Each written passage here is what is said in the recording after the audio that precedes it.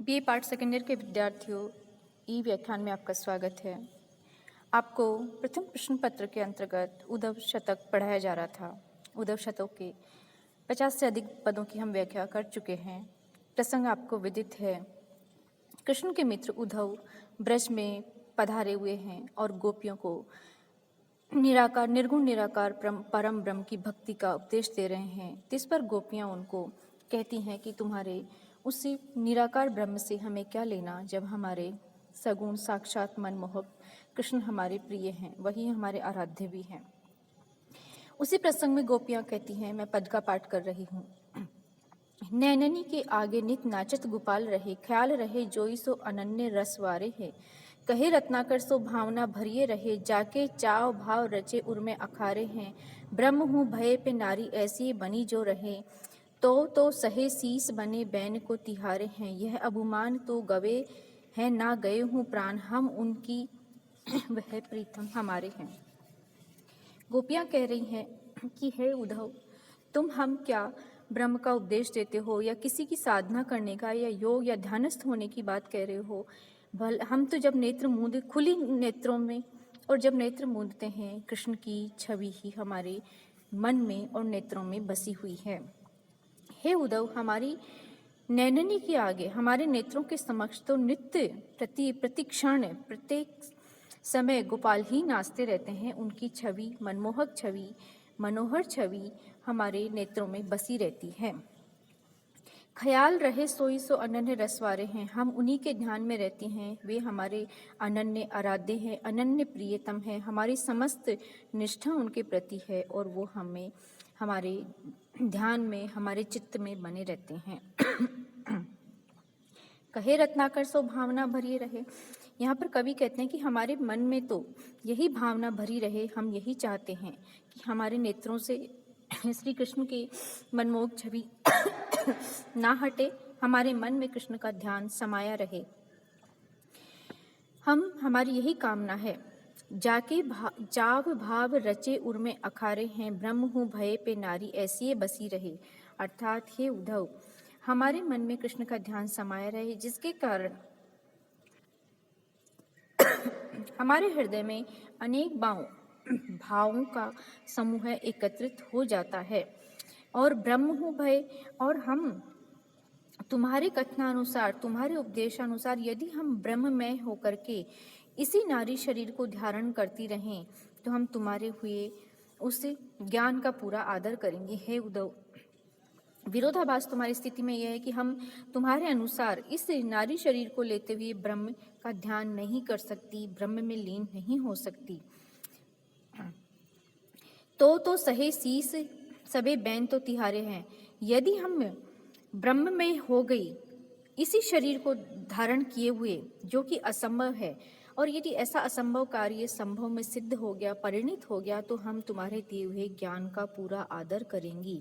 शीस बने बैन तो तुम्हारे इन वचनों को सिर पर धारण करेंगी। लेकिन हे उद्धव, यह तो अभिमान तो गवे ना गए हूँ प्राण हम उनकी हैं, ये प्रीतम हमारे। हे उद्धव, हम तुम्हें दो टूक शब्दों में बहुत स्पष्टता के साथ, दृढ़ता के साथ कह देते हैं, कोई भ्रम की कोई गुंजाइश नहीं है, कि हमने कृष्ण से प्रेम किया है। हम उनकी प्रियतमा है, वो हमारे, हम उनकी, वह है प्रीतम हमारे। और ये अभिमान की बात नहीं है, ये तो गर्व की बात है कि हमारे भले ही प्राण भी चले जाएं, उनके प्रेम के निर्वाह में, उस प्रेम की मर्यादा के निर्वाह में तो हमें तनिक भी दुख नहीं होगा। लेकिन हम ब्रह्म में नहीं होना चाहती, ब्रह्म में लीन नहीं होना चाहती। तुम्हारे उस बताए हुए ब्रह्म ज्ञान को ग्रहण नहीं कर सकते, क्योंकि हमारे चित्त में, हमारे नेत्रों में वही कृष्ण बसे हुए हैं, हमारे इस शरीर में उन्हीं का भाव भरा हुआ है। इसलिए तुम्हारे उस परम ब्रह्म को हम स्वीकार नहीं कर सकते हैं। गोपियाँ प्रस्तुत पद में बड़ी दृढ़ता के साथ श्री कृष्ण की अनन्य प्रेमिका हैं, ऐसा वो सिद्ध करती हैं। कृष्ण उनके हैं, अर्थात दोनों ओर से प्रेम है, दोनों ओर से समर्पण है। तुम्हारे उस ब्रह्म ज्ञान के लिए कोई स्थान नहीं है, ऐसा वे उद्धव से कहती हैं। अगला पद है विद्यार्थियों, सुनी गुनी समझी तिहारी चतुराई जीती, काने ही पढ़ाई कविताई कुबरी की है। कहे रत्नाकर त्रिकाल हूँ मैं, आने अन नैनु का त्रिदेव की कही की है। कही ही प्रतीति प्रीति नीतु त्रिवाचा बांधी, उदो साँच मन की हिये की अरुही जी की। वे तो हमारे ही हमारे ही हमारे ही हमारे ही ओ, हम उन्हीं ही की उन्हीं की उन्हीं की। अर्थात इस पद में कहा जा रहा है कि हे उद्धव, तुम चतुर हो, धूर्त भी हो, अपने आप को ज्ञानी भी बताते हो, और तुमने अपने सारे ज्ञान को ग्रहण करके, सारी चतुराई बरतते हुए, समझ के, गुण के, सोच विचार के द्वारा हमें जो उपदेश दिया गया है, वो उपदेश वास्तव में ऐसा प्रतीत हो रहा है कि तुम कृष्ण की ओर से दे रहे हो। यदि कृष्ण की ओर उपदेश से दे रहे हो तो हमारे कृष्ण भी ऐसे नहीं हैं। वो मथुरा जाकर के निश्चित ही उस कुबड़ी कुब्जा के पढ़ा हुए पाठ में आ गए हो, उसकी पढ़ाई हुई पट्टी में कर। अर्थात श्री कृष्ण हमारे प्रिय हैं, हमारे रसिक हैं, हमारे साथ कैसे उन्होंने हास विलास में समय व्यतीत किया है, वो ऐसे परम ब्रह्म का उपदेश नहीं देते। मथुरा जाकर के उन पर निश्चित ही उस कुबड़ी का कुब्जा का प्रभाव हो गया है, अन्यथा हमारे कृष्ण का स्वभाव और चरित्र ऐसा नहीं है। भाव यह है कि कृष्ण तो वाला रसिक हैं, और ऐसी अरसिक नीरस और निष्ठुर बातों को वो क्यों कहेंगे। हमें ऐसा प्रतीत होता है कि अवश्य है कुब्जा ने ही उनको ये शिक्षा दी है कि जाकर गोपियों को ऐसा नीरस शुष्क योग का पाठ पढ़ा के आ जाओ। कहे रत्नाकर त्रिकाल हूँ। हमारे प्रियतम कृष्ण के प्रति इतना अटूट प्रेम है कि उन्हें छोड़ने की बात तो हम तीनों लोकों में और तीनों समय में भी नहीं कर सकते। अर्थात हम तीनों, यदि ब्रह्मा विष्णु और महेश तीनों देवता भी हमें और तीनों कालों में हमें ये कहें, ये उपदेश दें, तो भी हम स्वीकार नहीं कर सकते। अर्थात बहुत गहराई तक हमारा गहन प्रेम, हमारी भक्ति, हमारा समर्पण उनके प्रति हमारे मन में समाया हुआ है। हम त्रिदेव के उपदेश, तुम तो क्या, तुम तो एक सामान्य व्यक्ति हो, हम त्रिदेव के कहने पर भी हम ऐसा नहीं कर सकते। हे उद्धव, हम तो प्रेम की रीति नीति और विश्वास के साथ, हम तो हे उद्धव मन की, हिये की और जी की, अर्थात हम मन, आत्मा, हृदय से, सब प्रकार से हम 3 वचन देकर के कहती हैं कि हम श्री कृष्ण की ही हैं, श्री कृष्ण की ही हैं, श्री कृष्ण की ही हैं। अर्थात वे हमारे हैं और हम उनके हैं। हम बार बार 3 वचन देकर कहती हैं कि प्रियतम हमारे हैं, हमारे ही हैं, और वे सदैव हमारे ही रहेंगे, और हम उनकी प्रियतमाएं हैं, हम उनकी प्रेयसी हैं, हम उनकी प्रकृति हैं, उनकी आद्याशक्ति हैं, हम उनकी ही हैं, उनकी। अर्थात भला जो तुम ये भेद की प्रकृति ला रहे हो, परम ब्रह्म को हमारे बीच में ला रहे हो, वो तुम एक अनुचित और असाध्य कार्य कर रहे हो। तुम्हारा उपदेश यहाँ चलने वाला नहीं है। तुम क्यों नहीं ब्रज सिधार जाते हो। हमारे ही हमारे ही हमारे ही, जो ये पुनरावृत्ति कवि के द्वारा की गई है, बहुत ही सुंदर है, और गोपियों की दृढ़ता की, प्रेम भावना की गहराई की और उनकी सरलता को यहाँ बहुत ही सीधे सरल शब्दों में कवि के द्वारा सुंदर भाषा में प्रांजल तरीके से व्यक्त किया गया है। ब्रज भाषा का सौंदर्य उभर कर आया है। अगला पद है विद्यार्थियों, नेम व्रत संजम के आसन अखंड लाई, सांसनी को घूंटे ही जाही लो गिली जाएगो, कहे रत्नाकर धरेंगी मृगछाला, तरु धरू हूँ धरेंगी जऊ अंग छिली जाएगो, 5 आँची की हूँ झार झेली ही निहारी जाही, रावरों हूँ कठिन करे जो हिली जाएगो, सही है तिहारे कहे सांसती सबे पै बस, एती कही तेहु के कन्हैया मिली जाएगो। हे उद्धव, प्रस्तुत उसी क्रम में अनवरत गोपियां उद्धव से संवाद करती हैं और कहती कि हे उद्धव, नियम, व्रत, संयम, आसन लगाना, अखंड लो जलाना, ये सब जो तुम उपदेश दे रहे हो, हम तुम्हारे कथन को मान करके नियम, व्रत, तपस्या और संयम आदि विधि निषेधों को मानकर अखंड आसन भी लगा ले। जहाँ तक सांस को रोकना संभव है, सांसनी को घूंटी ही जाही हो लो गिली जाएगो। अर्थात कि जो हम जहाँ तक सांस को रोकना संभव है, वहाँ तक हम सांस को अपने भीतर रोक भी लेंगी। तुम कहते हो कि योग साधना में प्राणायाम करो, श्वास को रोको, तो हम सांस को भी अपने तक दबा करके रख लेंगे। और हम तुम्हारे कहने से कहे रत्नाकर धरेंगी मृगछाला, मृगछाल को भी धारण कर लेंगे, जैसे ऋषि मुनि तपस्वी आदि धारण करते हैं। चाहे धूरी हो धरी हो जऊ अंग, और हम धूल को, राख को भी, अपने भस्म को भी अपने शरीर पर लपेट लेंगे, चाहे हमारा सुकोमल सुंदर शरीर इनसे छिल ही क्यों न जाए, अर्थात भले ही हमारे शरीर को चोट पहुँचे, पीड़ा पहुँचे, वो भी हम धारण कर लेंगे, अपने शरीर पर राख भी सहन कर लेंगे। 5 आँची की झाड़ झेले हो निहारी, और 5 आँच पंचाग्नि जो होती है, योग साधक करते हैं, 5 प्रकार की अग्नि जला करके अग्नि की लपटों में साधना करते हैं। तो गोपियाँ उसी की ओर संकेत करती हुई कहती हैं कि हम पंचाग्नि में तप तप करके उसकी लपटों की भयंकर गर्मी को भी सहन कर लेंगी।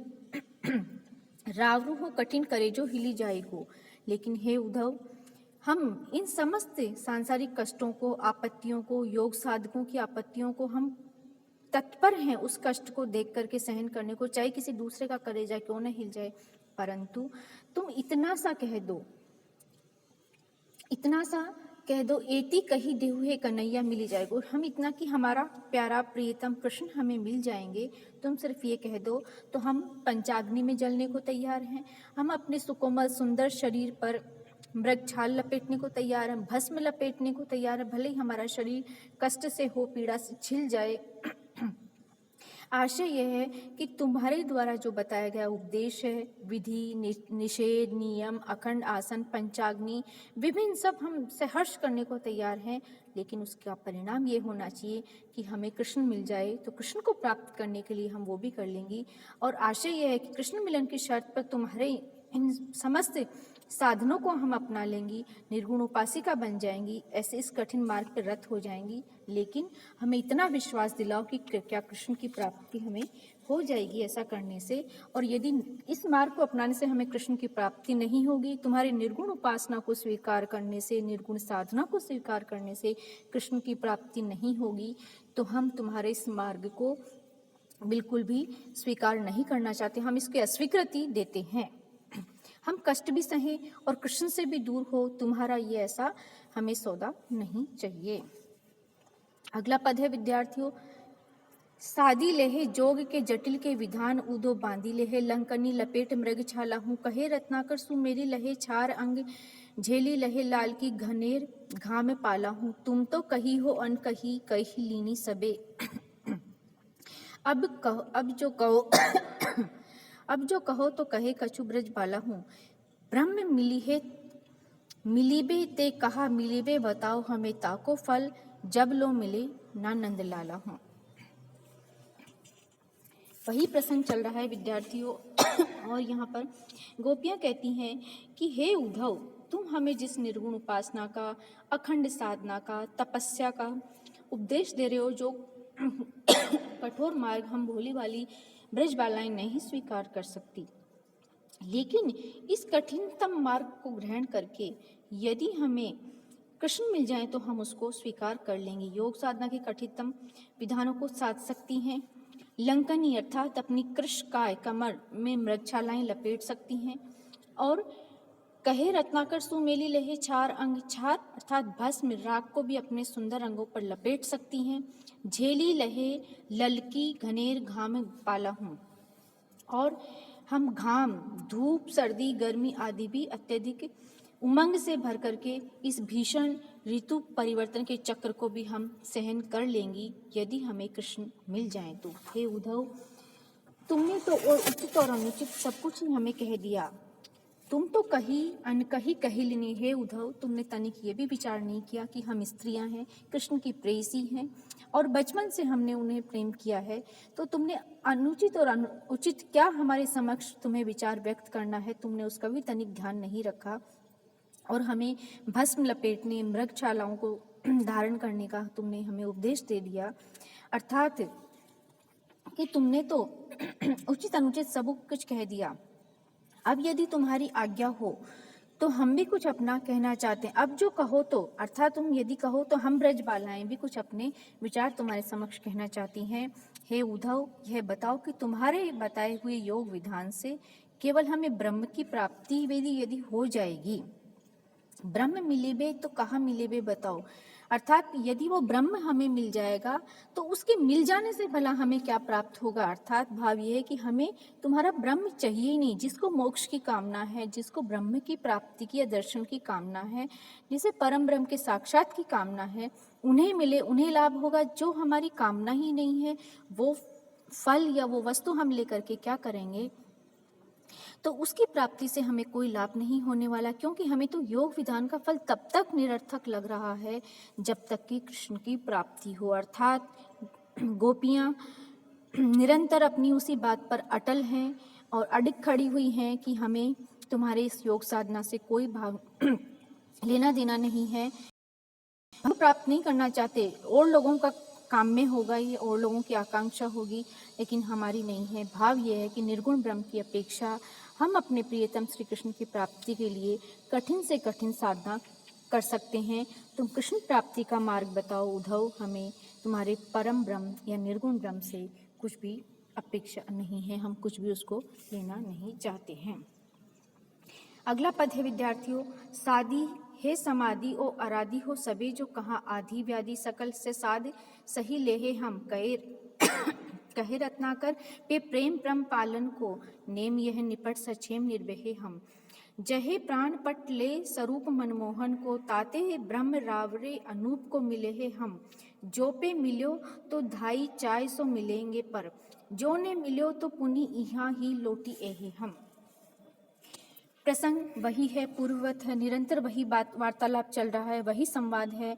गोपियां एक के बाद अपने तर्कों के साथ, अपनी भावना के साथ उद्धव के समक्ष अपनी बात रख रही हैं और वो कहती हैं कि हे उद्धव, तुम कुछ भी कहोगे साधना करने को साधी समाधि हम साधना कर लेंगे, समाधि धारण कर लेंगे, हम सब कुछ वही कर लेंगे, लेकिन हमें कृष्ण मिलने चाहिए बदले में। तुम जो कहो हम वही कहने को तत्पर हैं, हम समाधि भी साध लेंगे, तुम्हारे निर्गुण ब्रह्म की उपासना भी कर लेंगे। इन सब का पालन हम इसलिए करेंगे कि इससे हम प्रेम प्रण का पालन करने में ताकि समर्थ हो जाए। रत्नाकर कि प्रेम के नियमों का, प्रेम की प्रतिज्ञा का हम पालन करने में समर्थ हो जाएं। इसलिए इसके नियमों का हम अच्छी तरह निर्वाह करेंगी ताकि नेम यह निपट सक्षेम निर्भय हो, अर्थात सक्षेम इच्छा से, उमंग से, बड़ी ही शुद्ध हृदय से हम तुम्हारे नियमों का पालन कर लेंगे। यदि जेहे प्राण पटले स्वरूप मनमोहन को, ताकि जिससे अपने प्राण रूपी पटल पर हम श्री कृष्ण की सुंदर रूप छवि को अंकित कर सकें, अर्थात अपने प्राण रूपी पट पर, प्राण रूपी वस्त्र पर श्री कृष्ण की मनमोहक छवि को वहाँ पर चित्रित कर सके, बना सके। उस अंकित चित्र में हम तुम्हारे अनुपम परम ब्रह्म से मिलान करेंगे। ताते ब्रह्म रावरे अनूप को मिले, अर्थात पहले तो हम हमारे मन रूपी चित्र पर, प्राण रूपी पट पर मन के मोहने वाले कृष्ण के सुंदर सलने रूप की छवि अंकित करेंगे और उसके पश्चात तुम्हारे परम ब्रह्म की छवि का उससे मिलान करेंगे। अर्थात तात्पर्य है कि कृष्ण के और परम ब्रह्म के दो चित्रों का हम मिलाएंगे तो हम उत्साह के साथ ब्रह्म में मिल जाएंगी। यदि इन दोनों चित्रों का मिलान नहीं हुआ तो हम जो भी मिले तो ढाई चाय सौ मिलेगी। यदि इन दोनों में एकता है, तुम कहते हो ना कि श्री कृष्ण ही परम ब्रह्म है, वही तो यदि दोनों चित्रों में मिलान हो गया तो हम दौड़ करके अति उत्साह से, उमंग से तुम्हारे परम ब्रह्म से मिल लेंगी। लेकिन यदि दोनों चित्रों में मिलान नहीं हुआ तो हम यहीं लौट आएंगी। भाव यह है कि यहाँ पर उद्धव कहते हैं कि कृष्ण और परम ब्रह्म अभेद हैं, दोनों एक ही हैं, तो हमें वो एकता इनकी समझ नहीं आती। तो गोपियाँ बहुत ही सरल तरीके से, बहुत ग्रामीण सरलता के साथ कहती हैं कि हम दोनों चित्रों का मिलान करेंगी, दोनों छवियों को मिलाएंगी और यदि दोनों अभेद हैं, एक जैसे हैं, तो हम तुम्हारी परम ब्रह्म में लीन हो जाएंगी। और यदि भेद रहा, यदि हमें ठीक से तरह से ज्ञान हो जाएगा, अभेद रहा, तो हम मुक्ति की लालसा न करके श्री कृष्ण से मिलन की उत्कंठा से ही हम विरह की व्यथा को भोगती रहेंगी, अपनी पूर्ववत दशा में आ जाएंगी। अर्थात गोपियाँ अपने उस अटल प्रेम पर श्री कृष्ण की प्रेम के समक्ष, उनकी भक्ति के समक्ष उस मोक्ष को भी कामना नहीं करती, मुक्ति की भी कामना नहीं करती, जिसको एक साधक बहुत अधिक कठिन तपस्या से अनेकों प्रकार के उपाय करके साधता है। यहाँ पर कृष्ण प्रेम को और भक्ति को सर्वोपरि ठहराया गया है। धन्यवाद।